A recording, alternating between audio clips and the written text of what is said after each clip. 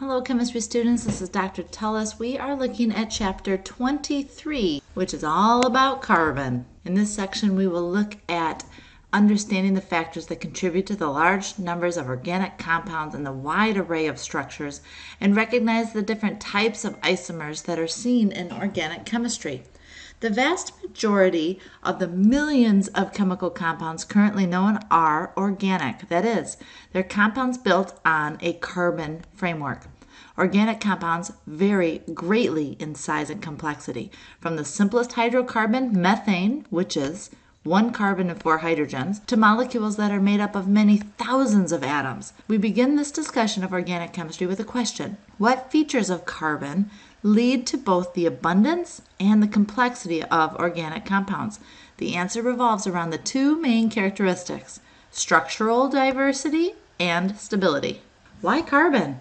Organic chemistry is the study of compounds that contain the element carbon. Organic chemicals affect virtually every facet of our lives. Products such as clothes, foods, medicine, gasoline, refrigerants, and soaps are all composed of almost entirely organic compounds. Some organic products can be obtained directly from natural sources like cotton, wool, and silk, and others are synthetically produced like nylon and polyester. There are over 20 million known compounds that are based on the element carbon. Generally, organic compounds contain carbon and hydrogen and other elements. They vary greatly. Here's a few examples of carbon-containing compounds. We have acetic acid. We've got two carbons in acetic acid. Notice that, yes, there are H's and there's some other elements. Notice that there are two O's here. Here's benzonitrile, and notice that this is in the shape of a circle. Lots of carbons involved here, lots of hydrogens, and we have a nitrogen. And here we have alene. We have just carbons and hydrogens. What's interesting about carbon is that carbon can reach an octet of electrons in various ways. It can have 4 single bonds.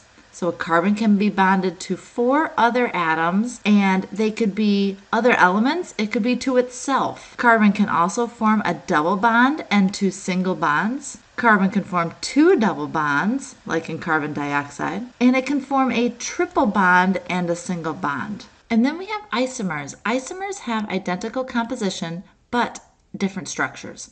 There's 2 forms of isomers: structural isomers and stereoisomers. Structural isomers are species with the same element composition, but the atoms are linked together in different ways. And stereoisomers have the same atom-to-atom connections, but different orientation in space. Here are a few examples of our structural isomers and stereoisomers. We can have chain, position, and functional. Let's look at the difference here. This is butane.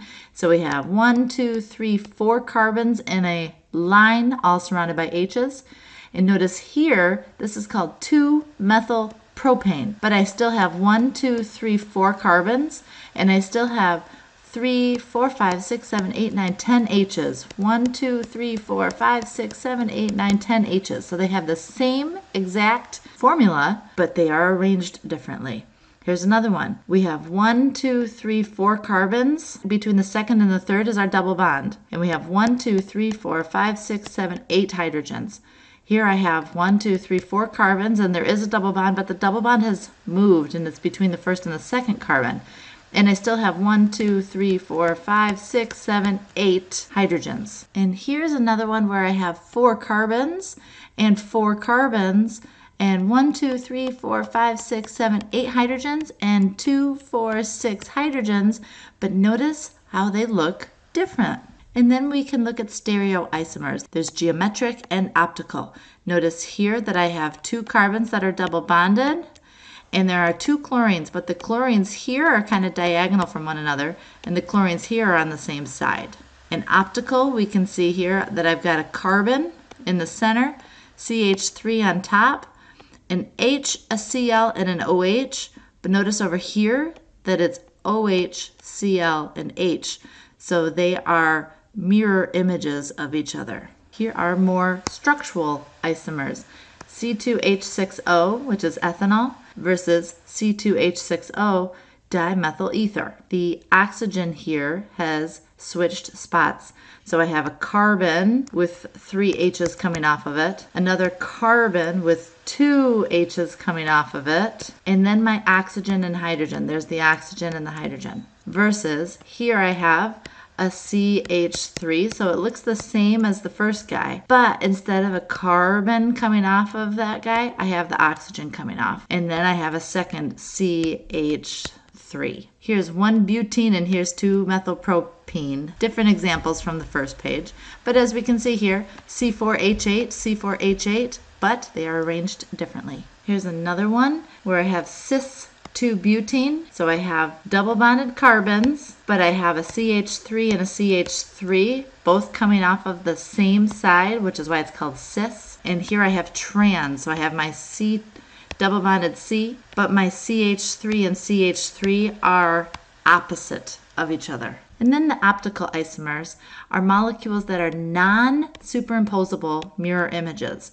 Your hands are an example. Molecules with this quality are termed chiral. Pairs of non-superimposable mirror image molecules are called enantiomers. Pure samples of enantiomers have the same physical properties like the same melting point, boiling point, density, and solubility in common solvents. Chiral pairs rotate plane polarized light in equal but opposite directions. Here I have lactic acid enantiomers, so it's the same structure, it's the same formula, but notice that here I have a CH3 group and here I have a CH3 group, so they're mirror images of each other.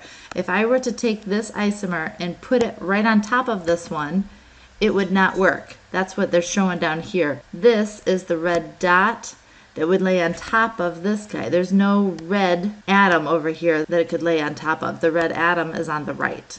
And here I have a red and a white on the right, and my red and white is on the left for isomer 1. Let's look at the many ways of writing formulas and drawing structures. We have the molecular formula first. For example, CH4 methane or C2H6. This type of formula gives information on the composition only. How many carbons, how many hydrogens. Then we have the condensed formula. So C2H6, we can also write it in the condensed formula version that looks like this. CH3CH3, that's 2 carbons and 6 H's, but it's written differently.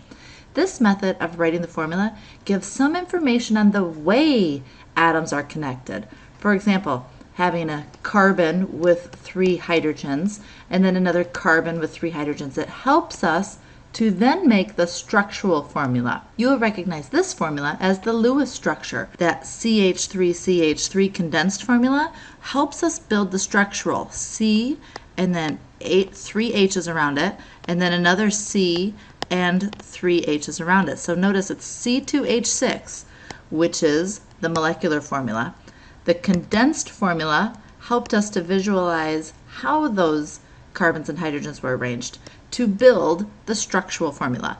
And that CH4, there isn't a different way to write the condensed formula. It would just be CH4.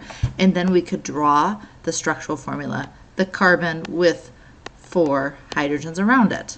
The problem with this is that this structural formula fails to describe the shapes of molecules. That leads us to perspective drawings. These drawings are used to convey the 3-dimensional nature of molecules. Here is CH4, here's C2H6. We can sort of see here that we have these triangles showing us if it's popping out at us or if it's behind the molecule. And then we have computer-drawn ball and stick models or space-filling models. Here is our carbon right here in the center, and we can see the 4 H's coming off of it.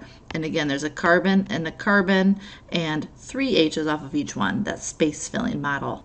Carbon compounds are notable for their resistance to chemical change. This is due to strong bonds and slow reactions. Strong bonds are needed for molecules to survive in their environment. Because carbon has 4 valence electrons, we know it can form 4 covalent bonds. We know that we can have 4 single bonds. We can have a double bond and 2 single bonds.